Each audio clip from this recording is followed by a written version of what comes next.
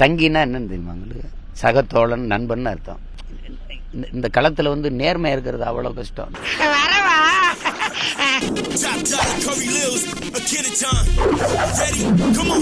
திடீர்னு நடிகர் ரஜினிகாந்த் சந்திக்க என்ன காரணம்? நீங்கள்ட்ட ஓட்டு வாங்குறதுக்காக எம்புட்டு நடிக்க வேண்டியிருக்கு. ரஜினி ஃபேன்ஸ் ஓட் கன்ஃபார்ம்டா இல்லங்கறேன். நீ எதுக்கு அதெல்லாம் கனவுல எதுக்கு பதிலுக்கு சொல்லணும்ங்கறேன்.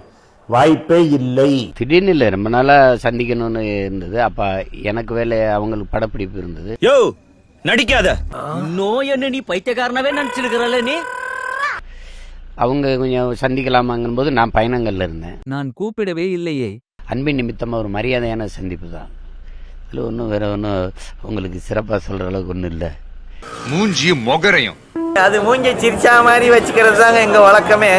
ஏன்னா இந்த சம்பவம் நடந்த பிறகு நாம சிரிக்கிறதுக்கு இருக்க மாட்டோமான்னு யாருக்கும் தெரியாது. கடந்த காலங்களில் வந்து அவர் அரசியல் முன்னெடுப்பு வரும்போதெல்லாம் நீங்க நிறைய கடுமையாக விமர்சனம் பண்ணியிருந்தீங்க. இந்த வேலை உங்களுக்கு வேண்டாம்னு நம்ம சொன்னா கேட்கறது இல்லை. நான் வருவேன். ஒரு வெற்றிடம் இருக்கிறது, சுடுகாட்டில் கூட நிறைய வெற்றிடம் இருக்குது. பொறுக்கி புறம்போக்கு வயிற்றுக்கு சொல்ல தானே திங்கிற. திடீர்னு வந்து இந்த சந்திப்பு நிகழும் போது ஒரு எல்லாத்துக்குமே ஒரு அரசியல் ஒரு ஐயப்பாடு ஒன்று வர மாதிரி இருக்கு. பயமா இருக்கு, நெஞ்சு அடிக்குது. ஐயப்பாடு வருதா? அது வரணுங்கிறதுக்காக தான் சந்திச்சோம். கோவம் வரா மாதிரிலாம் காமெடி பண்ண கூடாது போ. இது ரொம்ப கொடூரமான ஒரு ஆட்டம்.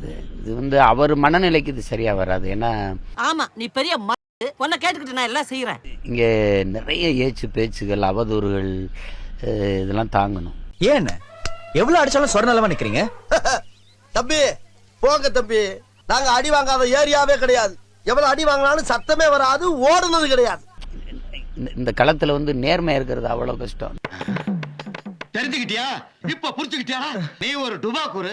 உன்னை நம்பாதேன்னு இவங்கிட்ட எத்தனை தடவை சொன்னேன். திரையுலகம் குறித்து, அரசியல் குறித்து விவாதிச்சுக்கிட்டோம். அதனால கால்னா கூட பிரயோஜனம் இல்ல. கருத்து சார், நல்ல தலைமை அப்படிங்கிறது அது மக்கள் தான் முடிவு செய்யணும், எது சரியான தலைமைங்கிறது. You will never ever in your entire life rule over the people of Tamil Nadu. It cannot be done. ஐயோ குடிதள்ளி கோல வச்சு மாநில மன்னன் அடிதொலி நிற்கும் உலகன்னு நமது மறையே சொல்லுது. சர்ன்ட்டு எரிச்சலா இருக்குல்ல. மூட்டு போ, வாய உடைச்சிருவேன். மக்கள் அரசியல் செய்யப்படலை. அதை தான் ஐயா ரஜினிகாந்த் அவர்கள், உங்களுக்கு தெரியும், சிஸ்டம் ராங்னு ஆங்கிலத்தில் சொன்னாங்க. நான் அதை தமிழில் அமைப்பு தப்பா இருக்கு மாற்றணும்னு சொன்னேன். இதுல என்ன பெருமை? சிஸ்டம் ராங்னு ஆங்கிலத்தில் சொன்னாங்க. நான் அதை தமிழில் அமைப்பு தப்பா இருக்கு மாற்றணும்னு சொன்னேன். இந்த மாதிரி இருக்கிறதுலே மோசமான காப்பி யாராவது தெரியும் பார்த்திருக்கீங்களா? அதை தான் லெனின் ஒவ்வொரு மனிதனின் ஒவ்வொரு வார்த்தையிலும் அரசியல் பிறக்குதுங்கிறார். காந்தி வந்து அரசியலுங்கிற எண்ணமே இல்லாதவன் மனிதனாகவே இருக்க முடியாதுங்கிறாரு. ரஜினிகாந்த் வந்து சங்கின் பொதுவாக எல்லாருமே சொல்றாங்க. அதே மாதிரி உங்களை வந்து பாஜக பி டீம் குறிப்பிட்டு போயிருந்தாங்க. நீ சொல்றதுல தப்பில்லைங்க, ஏன்னா அதான் உண்மை.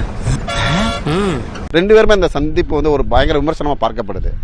விமர்சனத்தை கடக்க இயலாத, விமர்சனத்தை தாங்க முடியாதவன் விரும்பியதை அடைய முடியாது. இப்போ அவன் கேட்டதுக்கும் நீங்க சொன்னதுக்கும் என்ன சம்பந்தம்?